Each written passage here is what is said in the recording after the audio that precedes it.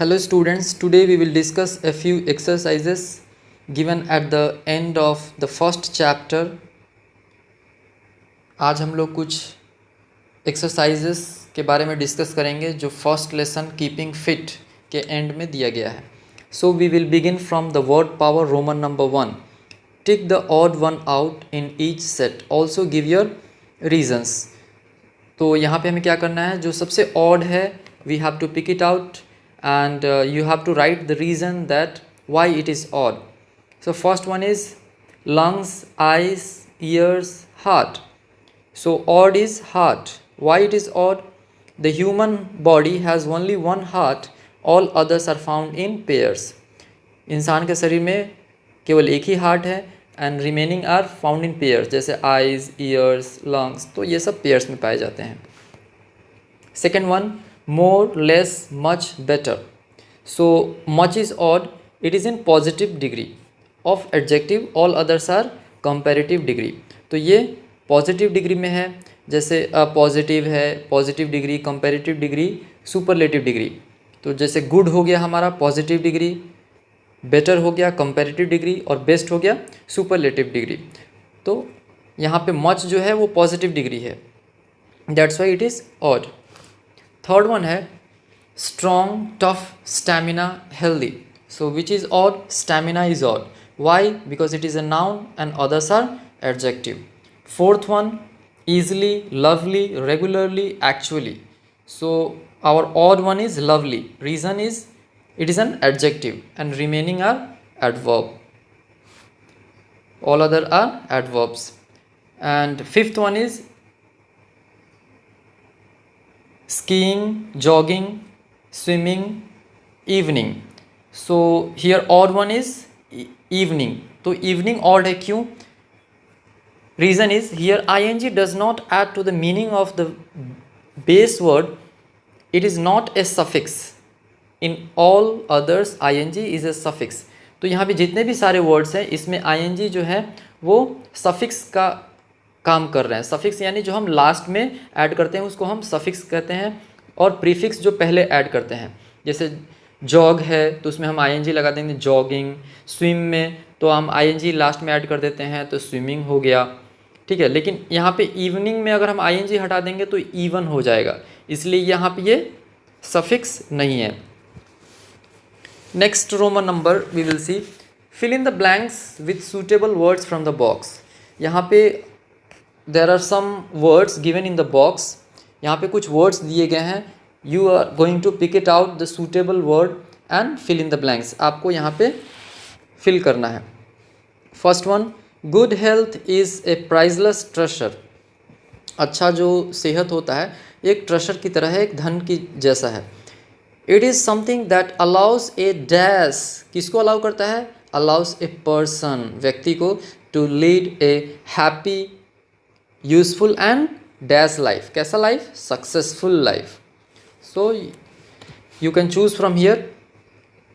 And second one is there are certain rules which can help us to dash healthy. तो stay healthy. कुछ ऐसे rules हैं, अगर if we follow it then we can be healthy. We should eat a dash diet, balanced diet, and drink dash of water, plenty of water. यानी कि हमें ज़्यादा पानी पीना चाहिए. All foods are fattening if we eat too dash of them. अगर हम कोई भी चीज़ अगर ज़्यादा भोजन खा लेते हैं, too much ज़्यादा खा लेंगे, then we will become fat. Third one, we should take regular dash. क्या करना चाहिए? Regular exercise in the open air, यानी कि खाली जगह में करना चाहिए जहाँ पे खुला हमें फ्रेश हवा मिले, वहाँ पे हमें करना चाहिए. And gate dash sleep. कैसा स्लीप? Enough sleep. हमें प्रॉपर रेस्ट भी मिलना चाहिए. Fourth one is regular washing is important dash the hands, especially the hands after we have been to the lavatory. So अगर हम वॉशरूम में जाते हैं तो वॉशरूम यूज़ करने के बाद हमें we have to use soap, या हमें हैंड वॉश से अपने आप को, अपने हाथों को क्लीन करना है. Teeth of course should be dash every night and morning. तो हमें टीथ को क्या करना चाहिए? Brushed every night and morning, सुबह और शाम को ब्रश करना चाहिए। And the last fifth one is we should keep dash clean to stay healthy. हमें खुद को, देन इसका इंग्लिश होगा our selves, we should keep our selves clean to stay healthy. So students, now we will come to the bottom, grammar in use. Complete the sentences with the given expressions. Complete the sentences with the given expressions. तो यहाँ पे कुछ expressions हैं, जैसे eating habits, requires stamina, rather overweight, feeling of achievement, positive outlook on life, a healthy mind in a healthy body. So these are the expressions given here. और यहाँ पे कुछ questions हैं, आपको इसको use करना है. We will see the first one. Running long distance race, running long distance race dash. तो हमें ज़्यादा long distance दौड़ने के लिए क्या चाहिए? Already we have seen in lesson. तो require stamina, हमें stamina की ज़रूरत होगी. Second one is regular exercise can give you dash. अगर हम रेगुलर एक्सरसाइज करते हैं then what it will give us? A healthy mind in healthy body. एक हमारा माइंड भी हेल्दी होगा and body will be also healthy. Third one is we won the match and had a great dash. Match जीतने के बाद हमें क्या होता है? Feeling of achievement. Yes, I have done it. तो हमारे अंदर से एक फीलिंग आता है. Fourth one, physical fitness can help you have a dash. Physically if you are fit, तो how, कैसा feeling आएगा? Positive outlook on life. Physical fitness can help you have a positive outlook. ये हमें positivity से घेर कर रखेगा. We will feel positive. Fifth one is ever since I got a car, I have become dash. जब से मैंने car ख़रीदा है क्या हो गया है? rather overweight. तो यूजुअली हम क्या करते हैं? वी स्टॉप वॉकिंग, हमें वॉकिंग करना अच्छा नहीं लगता है, तो वेट, ऑटोमेटिक वेट आ जाएगा. You will live longer if you have healthy. आप लंबे समय तक रहोगे when if you have a healthy eating habits. अगर हमारा खाने का जो हैबिट है वो अच्छा होगा तो. Now we will see here what is given in the box. Simple present tense or present continuous. Already we have studied this in previous class also. So what is continuous? We use the continuous for a temporary situation. इसको हम use करते हैं किसी भी temporary situation के लिए जो काम हो रहा है at the time of speaking. ठीक है, जैसे I am eating, मैं खा रहा हूँ. तो खाने के समय जब मैं बोल रहा हूँ the action is going on, तो उसको हम कहते हैं continuous. We use the simple for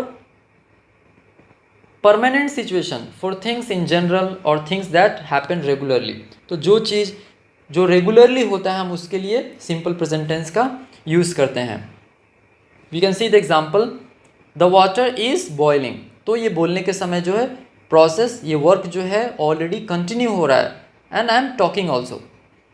and second में हम देखते हैं water boils at 100 degree Celsius. यानी पानी जो है 100 डिग्री सेल्सियस में बॉयल होता है. तो ये सबको पता है, ये परमानेंट है. सो हम कहेंगे कि ये सिंपल प्रेजेंट में है. और पहले वाला द वाटर इज़ बॉइलिंग यानी कि बोलने के समय बॉयल हो रहा है. So I am telling it is in present continuous tense. So इस बेसिस पे हमें नीचे कुछ सेंटेंसेज है उसको हमें क्या करना है? Are the following sentences right or wrong? Rewrite correctly where necessary. जहाँ भी necessary है आपको क्या करना है? इसको करेक्ट करना है. First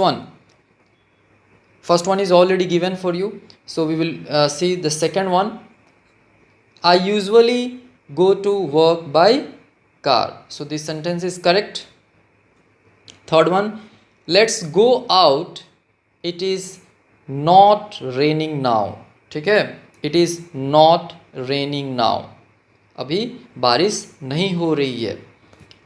Fourth one, water boils at 100 degrees Celsius. It is right. Fifth one, hurry up, everybody is waiting for you. It's right. Sixth one, the water is boiling. हमें हेल्पिंग वर्ब लगाना है और ing लगाना है. The water is boiling. Could you turn the burner off? Water is boiling. Could you turn the burner off? And seventh one is correct. The moon goes around the earth in about 27 days. This sentence is correct. Eighth one, look, that man is trying. यहाँ भी आपको is लगाना है और ing लगाना है to open the door for your car. So students, that's all for today. Have a great day. Thank you.